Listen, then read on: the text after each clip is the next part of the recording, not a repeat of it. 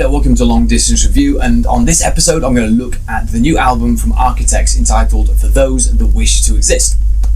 And this will be the 9th studio album from Architects, and this will be the first album they've recorded without any influence from founding guitarist Tom Searle.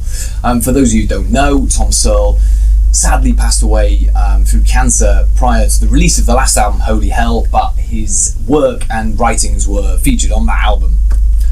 Personally, I loved the last 3 albums prior to this one. The 3-album run of Lost Together, Lost Forever, All Our Gods Have Abandoned Us, and Holy Hell. I thought that was an incredible trilogy of albums, and thematically they're all very sort of centered around the struggle Tom Searle was having with cancer and the theme of death and such and such.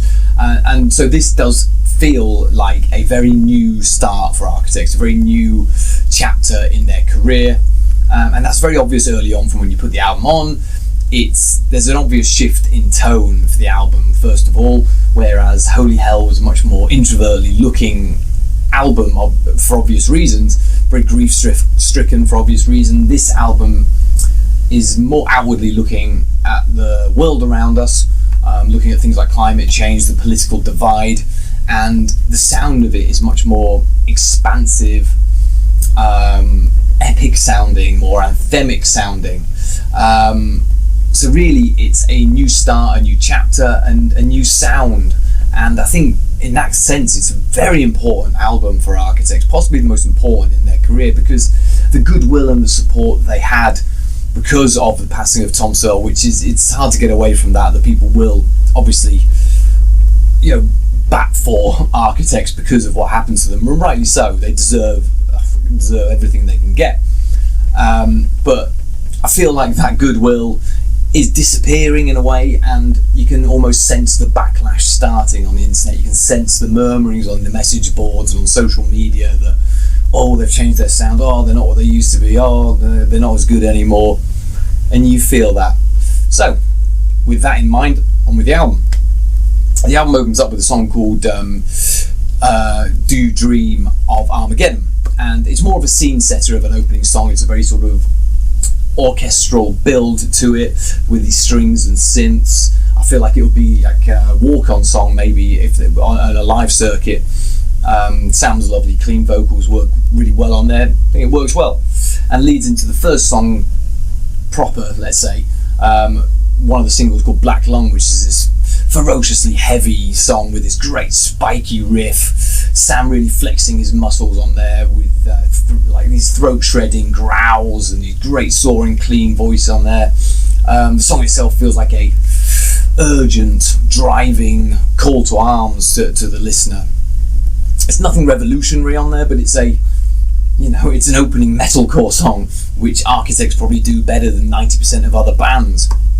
The first time I really noticed any difference, like major difference, let's say, in the sound of Architects was on the song Giving Blood, whereas the pace on that feels like a sort of punk song or a pop punk song on the verses. It's a real pacey little number, and it has this almost alarm sounding riff piercing through the melody, which works really well. I like the change in pace, the switch up in pace where it goes slower and then comes back into the song. I like that. I think that works really well.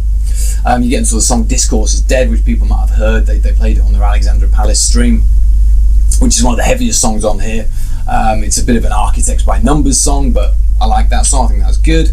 Then you get onto the song Dead Butterflies, which was released prior to the album, and it's one of the highlights of the album. It was really, really great song. When I heard it at Alexandra Palace stream, I thought this is a great song. It's got this beautiful stirring type of track with these horns and synths building this track, and the song swirls and swells and rises up really well, and Sam's vocals on there are beautiful. I think that's a real pick of the album, that one. What I will say on the whole of this album is the synths and the strings and the orchestral elements have been upped across the board, across the whole album, let's say. And because of that, the album is more expansive sounding, bigger sounding, let's say. It's more stadium arena ready sounding. It's a big sounding album. You get songs like the synth heavy opening to things like An Ordinary Extinction, which is like Architects crossed with Enter Shikari, which It could fail quite badly, but actually works quite well. It's a bit of a punchy and a catchy number. And then you get onto the song Impermanence, which has guest vocalist Winston McCall from Parkway Drive on there. I'm a big Parkway Drive fan, I love them, but on paper this song should work really, really well.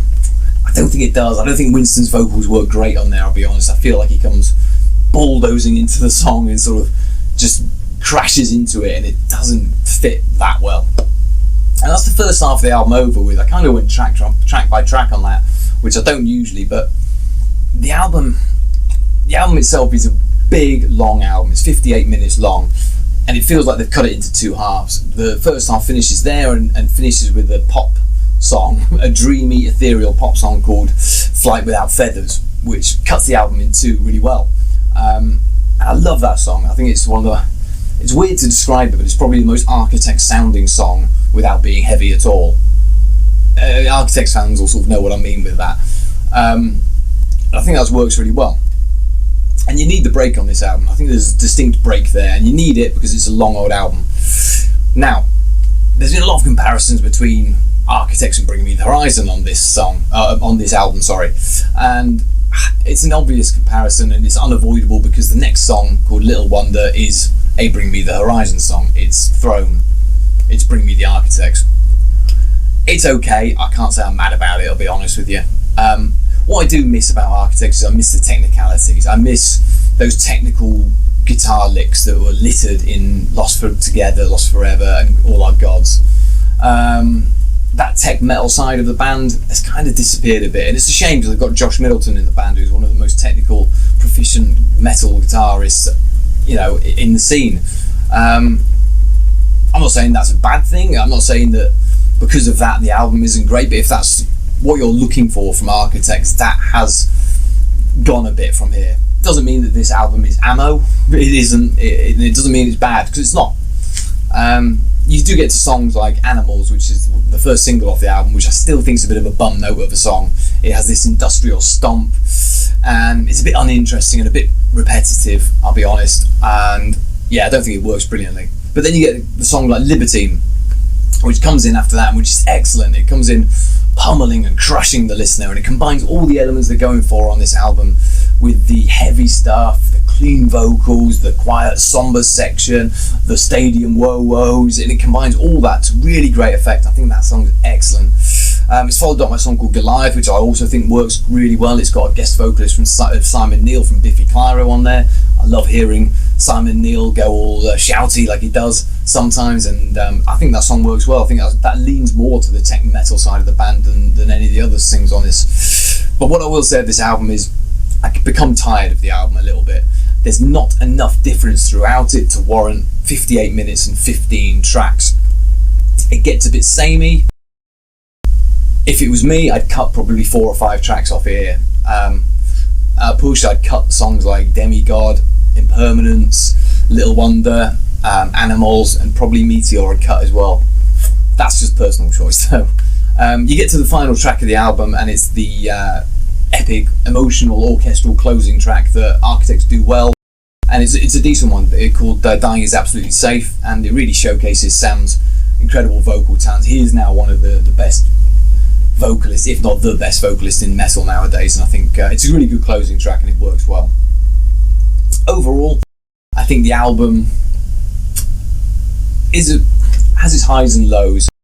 At 58 minutes long, it needs to have a great flow to the album. It needs to hold the listener's attention. I don't think it does all the time, but I think this is better than I anticipated. I actually was very worried about this album. I thought, when I heard the singles, I thought I'm not going to like this that much. I actually do like this album. I think it's a good album. I don't think the change in sound on this album is that dramatic as people were going to make out. It's a progression in sound. It's evolution, not revolution. I loved your article in The Guardian, by the way. Really? Yes. I love that phrase you used. It was very, very clever, where you said, revolution, not evolution. No, it was the opposite. Evolution, not revolution. Well, whatever.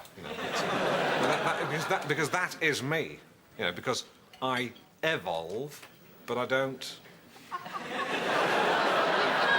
revolve.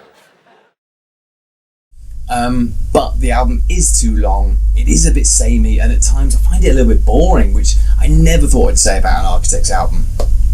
But saying that, it's ambitious, it's dramatic, it's expansive, and it has that stadium sound to it that they're going for. And when you're on the edge of being a stadium band, making that leap into that is something you've got to do, and I think they've done it really well on here, and I hope that it pushes them onto that stadium level, because they deserve it. They're a band that deserves all the success they can get. So yeah, that's my thoughts on this album. I think it's good. I don't think it's great. I think it's a good Architects album. Let me know what you think, and I'll be back soon with another review. Thanks very much.